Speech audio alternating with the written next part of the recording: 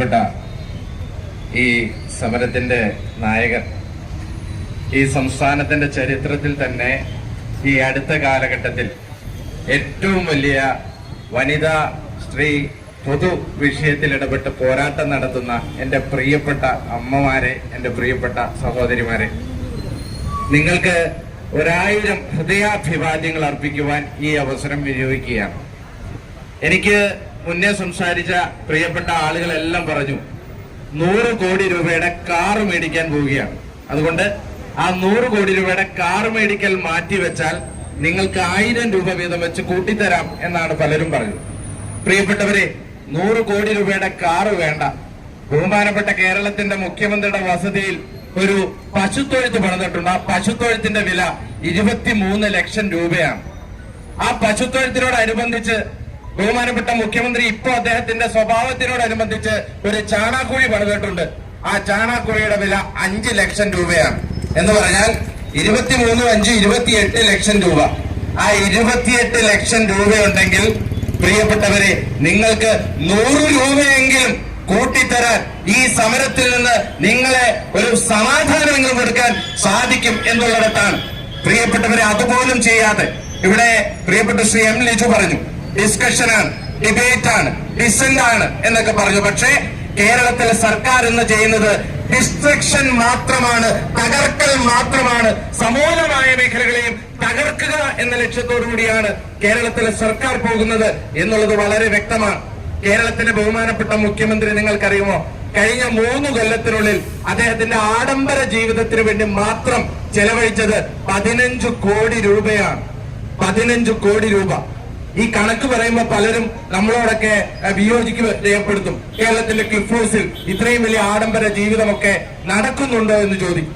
ഞാൻ ആദ്യം പറഞ്ഞില്ലേ, കേരളത്തിലെ മുഖ്യമന്ത്രി, ഇവിടെ ബാക്കി എല്ലാവരും, നമ്മളെല്ലാവരും കേരളം കണികണ്ടുവരുന്ന നന്മ മിൽമ പാൽ ഉപയോഗിച്ച് ചായ കുടിക്കുമ്പോ ബഹുമാനപ്പെട്ട കേരളത്തിന്റെ മുഖ്യമന്ത്രിക്ക് മിൽമ പാൽ ഉപയോഗിച്ച് ചായ ഇറങ്ങില്ലാത്തത് കാരണം 2 നല്ല ഇനം പശുക്കളെ മേടിച്ചിട്ടുണ്ട്. ആ പശുവിന്റെ വില 2 ലക്ഷം രൂപയാണ്. അതിനോടനുബന്ധിച്ചുള്ള പശുത്തൊഴുത്തിനും ചാണാക്കുഴിക്കും കൂടി 28 ലക്ഷം രൂപയാണ്. ബഹുമാനപ്പെട്ട കേരളത്തിന്റെ മുഖ്യമന്ത്രി ലിഫ്റ്റ് മേടിക്കാൻ വേണ്ടി ക്ലിഫ് ഹൗസിൽ 90 വയസ്സുള്ള VS അച്യുതാനന്ദൻ ജീവിച്ചിരുന്നപ്പോ അദ്ദേഹത്തിന് ലിഫ്റ്റ് വേണ്ടി വന്നില്ല. പക്ഷേ ബഹുമാനപ്പെട്ട മുഖ്യമന്ത്രിക്ക് ലിഫ്റ്റ് വെക്കാൻ അവിടെ ചെലവഴിച്ചത് ലക്ഷങ്ങളാണ്. ഇപ്പോ ബഹുമാനപ്പെട്ട ഇവിടുത്തെ കമ്മ്യൂണിസ്റ്റ് നേതാക്കന്മാരായ പണ്ടൊക്കെ കമ്മ്യൂണിസ്റ്റ് നേതാക്കന്മാർ പറഞ്ഞു, എന്താണ്, ബഹുമാനപ്പെട്ട ലീഡർ പണ്ട് ക്ലിഫ് ഹൗസിൽ ഒരു നീന്തൽക്കുളം പണിതു. ആ നീന്തൽക്കുളം പണിതപ്പോ അന്ന് പ്രതിപക്ഷ നേതാവ് സഖാവ് EK നായനാരായിരുന്നു.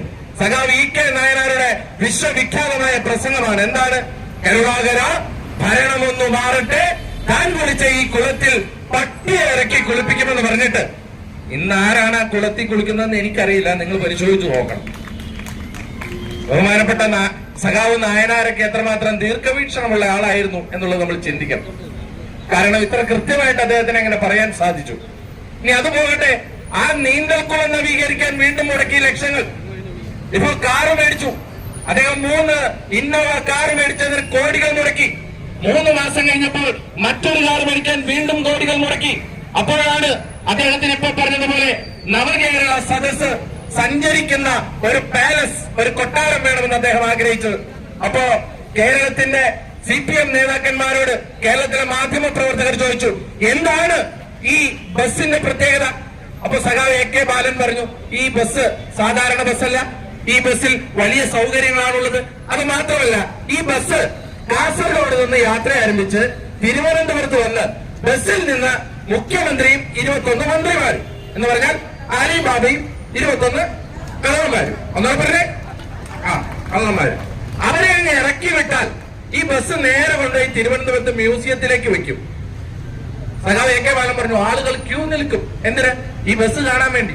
കാരണം എന്താ, ഈ ബസ്സിൽ പിണറായി വിജയന്റെ ആസനം പതിഞ്ഞതാണല്ലോ. അപ്പൊ വലിയ മഹത്വമുള്ള ബസ്സാണ്, ഇത് കാണാൻ വേണ്ടി ക്യൂ നിൽക്കുമെന്ന് പറഞ്ഞു. അവസാനം നവകേരള സദസ് കഴിഞ്ഞ് നമ്മൾ ഈ ബസ് നോക്കി മ്യൂസിയത്തിൽ പോയിട്ട് ബസ് കണ്ടില്ല. തമ്മാനൂർ ബസ് സ്റ്റാൻഡിൽ പോയി നോക്കി, അവിടെയും ബസ് കണ്ടില്ല. ബസ് കണ്ടത് കോഴിക്കോട് KSRTCയുടെ കട്ടപ്പുറത്താണ്. എന്ന് പറയുമ്പോൾ ആ ബസ്സിന് വേണ്ടി സർക്കാർ മുടക്കിയത് 2 കോടി രൂപ.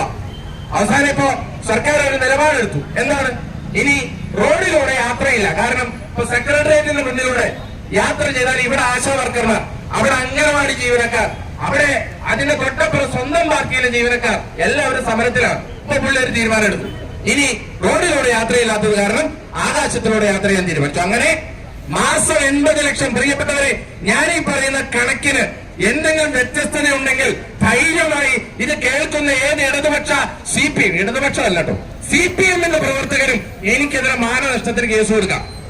80 ലക്ഷം രൂപ മാസം മുടക്കി, 10 കോടി രൂപ വർഷം മുടക്കി ഇപ്പൊ ഹെലികോപ്റ്റർ വാടകയ്ക്ക് എടുത്തിരിക്കുകയാണ്.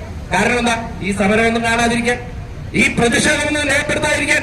പ്രിയപ്പെട്ടവരെ, അങ്ങനെയാണ് കഴിഞ്ഞ 3 കൊല്ലത്തിനുള്ളിൽ കേരളത്തിന്റെ ക്ലിഫ് ഹൗസിൽ മാത്രം കേരളത്തിലെ മുഖ്യമന്ത്രിയുടെ ആഡംബര ജീവിതത്തിന് വേണ്ടി മുടക്കിയത് 15 കോടി രൂപയാണ്. ആ 15 കോടി രൂപയുണ്ടെങ്കിൽ നിങ്ങൾക്ക് 1000 രൂപ വർദ്ധിപ്പിച്ചാൽ 6 മാസം 7 മാസത്തേക്കുള്ള പണമാകും. എന്നിട്ടാണ് ഇവിടെ മന്ത്രിമാർ പറയുന്നത് പണമില്ല സർക്കാരിന്റെ കയ്യിൽ എന്ന്. ഇപ്പൊ വീണ്ടും 4ാം കൊല്ലത്തെ ആഘോഷങ്ങൾ തുടങ്ങാൻ പോവുകയാണ്. അതിനുവേണ്ടി ബസ് നവീകരിക്കാൻ വീണ്ടും 1 കോടി രൂപ മുടക്കാൻ പോവുകയാണ്. ഇതൊക്കെ ചെയ്തിട്ട് മുഖ്യമന്ത്രി നമ്മളോടാ പറയുന്നത് എന്ത്? നിങ്ങൾ മുണ്ട് മുറുക്കി കൊടുക്കണം. ആര്? നമ്മള്. പുള്ളി കൊടുക്കില്ല, പുള്ളി മക്കളെ കൊടുക്കില്ല. നിങ്ങൾ ഉറുമ്പ് ഭക്ഷണം കഴിച്ചോ എന്ന് നോക്കിയേക്കണം. ആര്? നമ്മൾ നോക്കണം. ഇത് പാവപ്പെട്ട 5000 7000 ഓണറേറിയം കിട്ടുന്ന ആശാവർക്കർമാരെ നോക്കണം. ഉറുമ്പ് ഭക്ഷണം കഴിച്ചോ എന്ന്. പുള്ളി ലക്ഷക്കണക്കിന് കോടിക്കണക്കിന് ആഡംബര ജീവിതം നയിക്കുന്ന മുഖ്യമന്ത്രിയും പരിവാരവും നോക്കില്ല അത്. അതുകൊണ്ടാണ് പ്രിയപ്പെട്ടവരെ പറയുന്നത്, നിങ്ങളുടെ ഈ സമരം അത് തീർക്കണമെങ്കിൽ നിമിഷ നേരം മതി ഈ സർക്കാരിന്. പക്ഷേ ഇത് തീർക്കണ്ട എന്നുള്ള വലിയ ചിന്തയും വലിയ ധാർഷ്ട്യവും വലിയ അഹങ്കാരവുമാണ്. ഞങ്ങൾ ഒരു കാര്യം വളരെ വ്യക്തമായി പറയാൻ ആഗ്രഹിക്കുന്നു, ഏതൊരു സമരവും തുടക്കം ഇങ്ങനെയാണ്.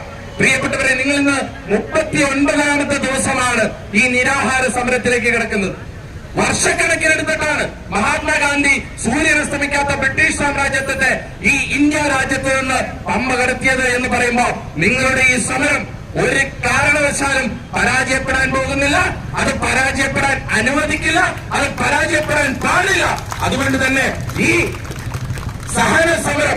സഹന സമരത്തിന് നിങ്ങളുടെ എല്ലാവരുടെയും കൂടെ, എന്റെ പ്രിയപ്പെട്ട അമ്മമാരുടെ കൂടെ, എന്റെ പ്രിയപ്പെട്ട സഹോദരിമാരുടെ കൂടെ ഞങ്ങളുടെ പ്രസ്ഥാനം എപ്പോഴും നിങ്ങളുടെ കൂടെ ഉണ്ടാകും എന്ന് മാത്രം പറഞ്ഞുകൊണ്ട് ഈ സമരത്തിന് എല്ലാവിധ ഹൃദയാഭിവാദ്യങ്ങളും നേർന്നുകൊണ്ട് നിർത്തുന്നു. നന്ദി, നമസ്കാരം.